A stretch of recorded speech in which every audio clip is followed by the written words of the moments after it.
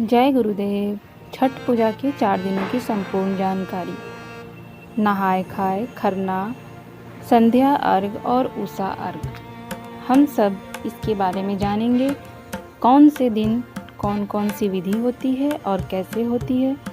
एक बात अपने मन में बिल्कुल ही अच्छी तरह से इसे समाहित कर लें कि छठ को लेके जो लोगों के मन में एक डर की भावना होती है वो हमें बिल्कुल भी नहीं रखनी चाहिए।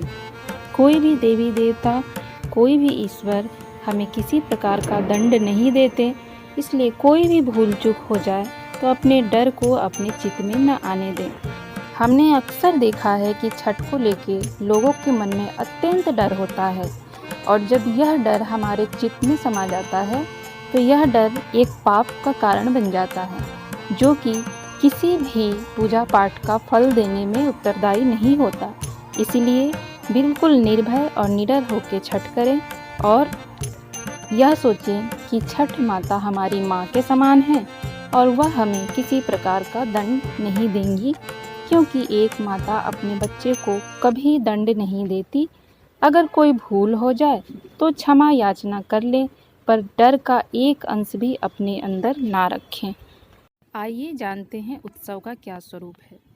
छठ पूजा 4 दिवसीय उत्सव है। इसकी शुरुआत कार्तिक शुक्ल चतुर्थ को तथा समाप्ति कार्तिक शुक्ल सप्तमी को होती है। इस दौरान व्रतधारी लगातार 36 घंटे का व्रत रखते हैं व इस दौरान वो पानी भी ग्रहण नहीं करते। पहले दिन होता है नहाय खाए। छठ पर्व का पहला दिन, जिसे नहाय खाए के नाम से जाना जाता है, उसकी शुरुआत चैत्र या कार्तिक महीने के चतुर्थी कार्तिक शुक्ल चतुर्थी से होता है। इसमें सबसे पहले घर की सफाई कर उसे पवित्र किया जाता है। उसके बाद व्रती अपने नज़दीक की स्थित गंगा नदी, गंगा की सहायक नदी या तालाब में जाकर स्नान करती हैं। व्रती इस दिन नाखून वगैरह को अच्छी तरह काटकर स्वच्छ जल से अच्छी तरह बाल को धोते हुए स्नान करते हैं। लौटते समय वो अपने साथ गंगा जल लेके आते हैं, जिसका उपयोग वो खाना बनाने में करते हैं। वे अपने घर के आसपास को साफ सुथरा रखते हैं। व्रती इस दिन सिर्फ एक बार ही खाना खाते हैं। खाना में व्रती कद्दू की सब्जी, मूंग, चना दाल, चावल का उपयोग करते हैं। तली हुई पूरियाँ, पराठे, सब्जियां आदि वर्जित है। यह खाना कांसे या मिट्टी के बर्तन में पकाया जाता है। खाना पकाने के लिए आम की लकड़ी और मिट्टी के चूल्हे का इस्तेमाल किया जाता है। जब खाना बन जाता है तो सर्वप्रथम व्रती खाना खाते हैं, उसके बाद ही परिवार के अन्य सदस्य खाना खाते हैं। छठ का दूसरा दिन खरना और लोहंडा, जो कि 18 तारीख को है। छठ पर्व का दूसरा दिन, जिसे खरना या लोहंडा के नाम से जाना जाता है, चैत्र या कार्तिक महीने के पंचमी को मनाया जाता है। इस दिन व्रती पूरे दिन उपवास रखती हैं। इस दिन व्रती अन्न तो दूर की बात है, सूर्यास्त से पहले पानी की एक बूंद तक ग्रहण नहीं करते। शाम को चावल, गुड़ और गन्ने के रस का प्रयोग कर खीर बनाया जाता है। खाना बनाने में नमक और चीनी का प्रयोग नहीं किया जाता। इन्हीं 2 चीज़ों को पुनः सूर्यदेव को नैवेद्य देकर उसी घर में एकांत करते हैं, अर्थात एकांत रहकर उसे ग्रहण करते हैं। परिवार के सभी सदस्य उस घर से बाहर चले जाते हैं ताकि कोई शोर ना हो सके। एकांत में खाते समय व्रती हेतु किसी तरह की आवाज़ सुनना पर्व के नियमों को विरुद्ध है। पुनः व्रती खाकर अपने सभी परिवारजनों एवं मित्रों, रिश्तेदारों को वही खीर रोटी का प्रसाद खिलाते हैं। इस प्रकार संपूर्ण प्रक्रिया को खरना कहते हैं। चावल का पिट्ठा व घी लगी रोटी भी प्रसाद के रूप में वितरित की जाती है। इसके बाद अगले 36 घंटों तक व्रती निर्जला व्रत रखती हैं। मध्य रात्रि को व्रती छठ पूजा के लिए विशेष प्रसाद ठेकुआ बनाती हैं। छठ व्रत का तीसरा दिन, जो कि 19 नवंबर को है, जिसे संध्या अर्घ के नाम से जाना जाता है। इसमें व्रती दिन भर व्रत रहती हैं और इसके बाद वह शाम को घाट पर, नदी या जो भी उनके आसपास सुविधा हो वहाँ जाते हैं और वहाँ जाके पानी में खड़े होकर पूजा अर्चन करते हैं। आइए जानते हैं किस प्रकार से वह पूजा करती हैं।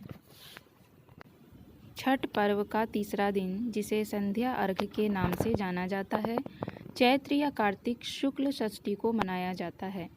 पूरे दिन सभी लोग मिलकर पूजा की तैयारियां करते हैं। छठ पूजा के लिए विशेष प्रसाद जैसे ठेकुआ, चावल के लड्डू जिसे कचवनिया भी कहा जाता है बनाया जाता है। छठ पूजा के लिए एक बांस की बनी हुई टोकरी, जिसे दौरा कहते हैं, में पूजा के प्रसाद फल डालकर देवकारी में रख दिया जाता है।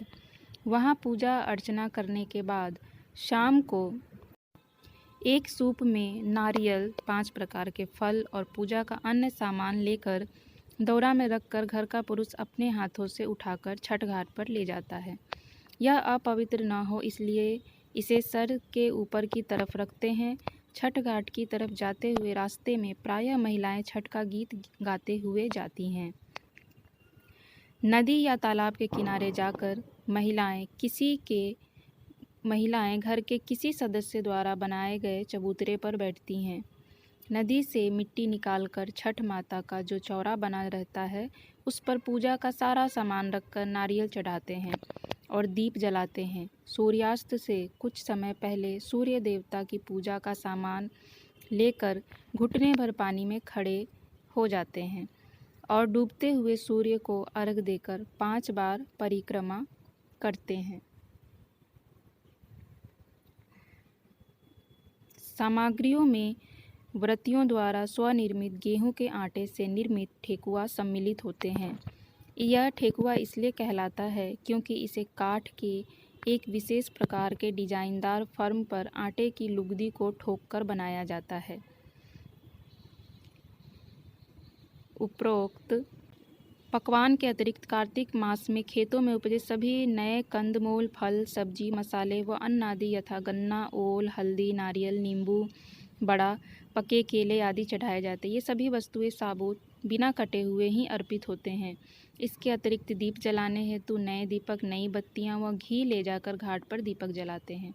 इसमें सबसे महत्वपूर्ण अन्न जो है वह है कुसही केराव के दाने, हल्का हरा काला मटर से थोड़ा छोटा दाना है, जो टोकरे में लाए जाते हैं, पर सांध्य अर्घ में सूर्य देव को अर्पित नहीं किए जाते। इन्हें टोकरे में कल सुबह उगते सूर्य को अर्पण करने हेतु सुरक्षित रख दिया जाता है।